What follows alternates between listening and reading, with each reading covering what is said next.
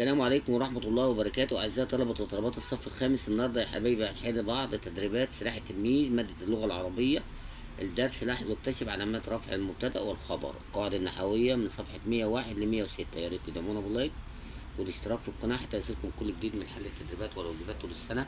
بقول لكم بالتوفيق. طبعا يا شباب احنا درسنا المبتدا والخبر، واحنا عرفنا ان المبتدا بيطابق الخبر، بيطابق المبتدا في الايه في حالات الرفع. طبعا احنا عندنا علامات رفع المبتدا. عندك الضمه، بتيجي امتى الضمه؟ اذا كان المبتدا مفرد او الخبر مفرد او جمع تكسير او جمع مؤنث سالم. يعني لو لقيت الكلمه مفرده يبقى ديت مرفوع بالضمه، لو لقيتها جمع تكسير زي العمال مهره كده يبقى ده مرفوع بالضمه. جمع المؤنث السالم زي الشاعرات مبدعات، الشاعرات مبتدا مرفوع على رفعه الضمه، مبدعات خبر مرفوع على رفعه بالضمه. يبقى امتى يرفع بالضمه؟ اذا كان مفرد جمع تكسير جمع مؤنث سالم. طيب امتى بيرفع بالالف؟ اذا كان مثنى، يعني اتنين، طالبان، وردتان، بنتان، شجرتان، مثمرتان، كل ده ايه اسمه مثنى، فده بيرفع بالالف. امتى بيرفع بالواو؟ اذا كان جمع مذكر سالم، والمذكر السالم بيكون دايما اخره واو ونون. طيب بيقول لك حلل الجمل الاتيه، الجمل الاسميه الى في الجدول كمثال.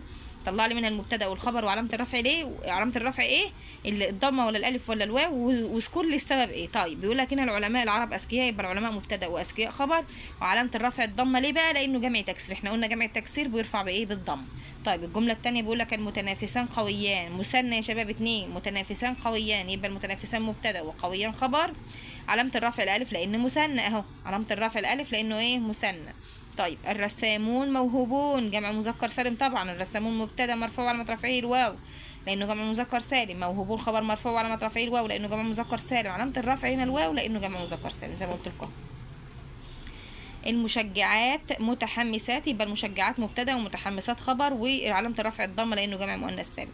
نيجي هنا بيقول لك صل كل جمله بالاعراب الصحيح. اللاعبون محترفون، طبعا كلمه محترفون خبر مرفوع على رفعه الواو لانه جمع مذكر سالم. العمارتان المتجاورتان عاليتان، مبتدأ مرفوع علامة رفعه الألف لأنه مثنى. الحدائق الخضراء مثمرة، خبر مرفوع علامة رفعه الضمة. طب الجنود المصريين أشداء، كلمة الجنود مبتدأ مرفوع علامة رفعه الضمة. رفع الفعل يا شباب صفحة 102. بيقول لك هنا استخرج الفاعل في كل جملة وحدد علامة الرفع. طيب أنا عم يقول لي هنا الجملة إيه؟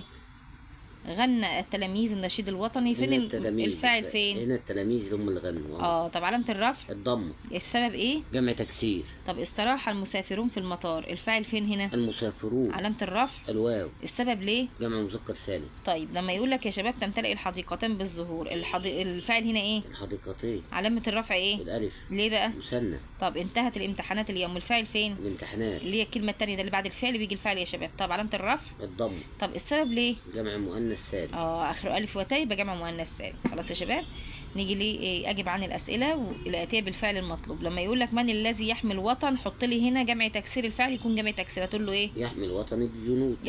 يبقى الجنود هنا ايه؟ جمع مذكر سالم. طيب هنا بيقول لك من الذي شرح الدرس؟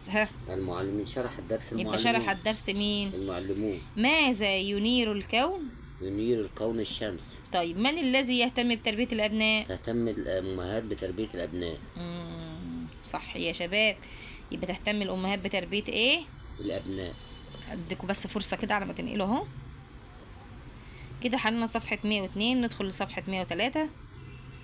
يا ريت تدعمونا باللايك والاشتراك في القناة حتى يصلكم كل جديد من حل التدريبات والواجبات طول السنة وبالتوفيق. يلا يا شباب الفاعل هنا بيقول لك ايه بقى؟ الفاعل الضمير المتصل. اقرأ اختر الإجابة الصحيحة. سافر الولد بالقطار، الولد هنا ايه؟ الفاعل فين؟ الولد. طب سافرت بالقطار، الذي يدل على من قام بالفعل في الجملة مين؟ التاء. سافروا بالقطار اللي بيدل على من سبق، من سيقوم بالفعل اللي هم مين؟ الواو. سافري بالقطار اللي بيدل على من سيقوم بالفعل اللي في الجملة مين؟ طب بيقول لك هنا بكل جملة فاعل ضمير متصل. فزت بالمباراة، فين الفاعل هنا؟ تاء الفاعل. اكتبي اسمك بخط جميل، فين الفاعل؟ ياء المخاطبة. طيب سمعت الخبر في المذياع، فين الفاعل؟ تاء الفاعل. طب اقرأ الجمل الآتية ثم اختر. أساعد زملائي، الفاعل ضمير مستتر تقديره أنا. احترس من الكلب، الفاعل ضمير مستتر تقديره أنت. بنى الوطن، الفاعل ضمير مستتر تقديره نحن. يشرب محمد اللبن ويأكل الخبز، هنا نحن.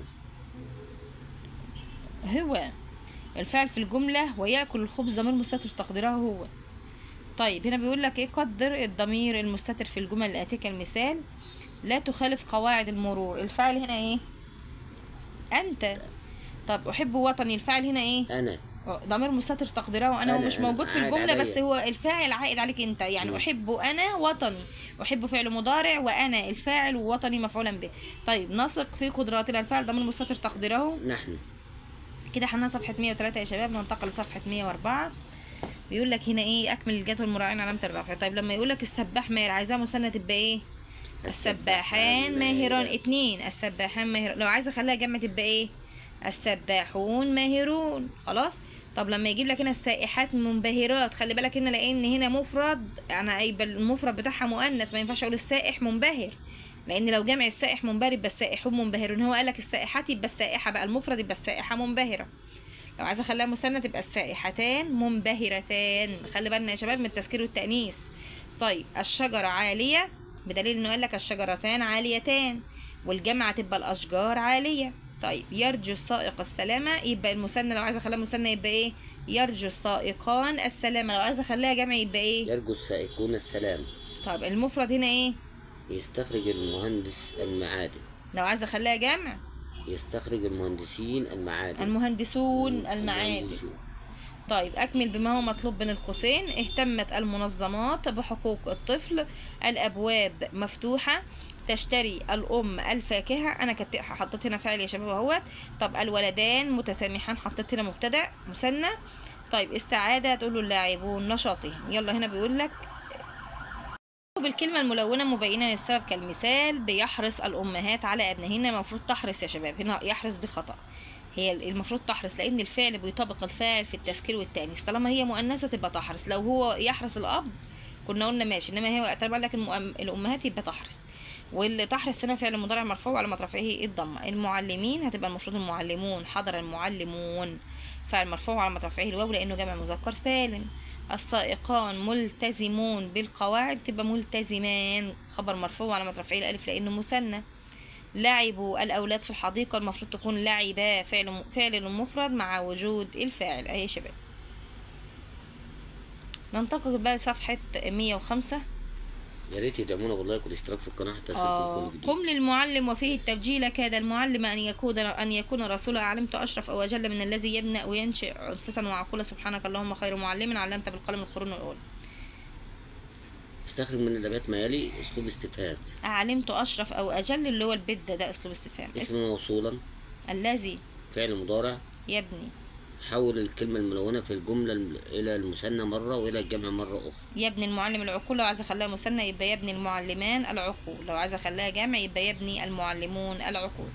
حدد الخبر في الجملة. رسالة المعلم سامية، يبقى إيه سامية ديت إيه الخبر. رسالة مبتدأ وسامية إيه خبر، يبقى سامية دي إيه الخبر. طيب استخرج من الأبيات حرف جر، هتقول له مين. اسم إشارة. هذا. فعل مضارع. أخرجت. طيب اجعل الجمله التاليه للجمع مره مع ضبط المبتدا والخبر. تقول له ايه العقل المتعلم منير، خليها جمع تبقى العقول المتعلمه ايه منيره. طيب اعرب الكلمه الملونه. دعت الرسالات السماويه الى العلم. فاعل مرفوع علامه رفع الضم. طيب يلا يا شباب صح وخطا. هنا بيقول لك مش صح وخطا، اعمل صح على التصرف اللي هو ايه التصرف الصحي يعني. اللي تعبر عن تقديرك لمكانة المعلم. مخاطبه المعلم باحترام. يبقى الاولى والايه الاولى والرابعه يا شباب. ده الاسلوب تقدير المعلم. طيب يلا نيجي على قيم نفسك صفحه 106 اخر صفحه. مرادف العصور. القرون. مضاد يدل. يهدي. مفرد السبيل. مفرد السبل. السبيل. اسلوب استفهام. من اجل الناس ايه حقا. طيب الحرف اللي بيعطي ايقاع موسيقي هنا اللام. يفيض علما لنا كالنور. تشبيه. سبل سئل الشاعر عن، هتقول اشرف الناس. ما دور المعلم كما فهمت من الفقرة، هتقول المعلم يهدي بنور العلم طلاب للنجاح وبيبني أمجاد الوطن. يلا شارك، هتقول له الفنان فاعل. المتعلمون فاعل مرفوع على رفعه الواو. الفريقان فاعل مرفوع على رفعه الألف لأنه مثنى. غادر التلاميذ، هنا هتكون الجائزة. الجاران متعاونان. خلاص يا شباب، لأن ديت ايه مثنى، خبر مثنى يبقى المبتدأ مثنى. الحجرات واسعة يبقى ايه الحجرات. خلاص. حرف جر هتقول له فيه. ضمير هتقول له هو. فعل مضارع هتقول له اشرقت. اعرب الكلمة الملونة. هو للشعوب سبيلا. يمينها هتقول خبر مرفوع على رفعه الضمة. هنا هتقول له اشرقت الحضارتان بالعلم. كده انا خليت الجمله ايه مثنى، انا سنيت الفاعل هنا. كده يا شباب وصلنا لنهايه الفيديو، وحلينا من صفحه كام من صفحه 101 ل 106. ما تنسوش تدعمونا بلايك واشتراك في القناه عشان يوصلكم كل جديد. مع السلامه.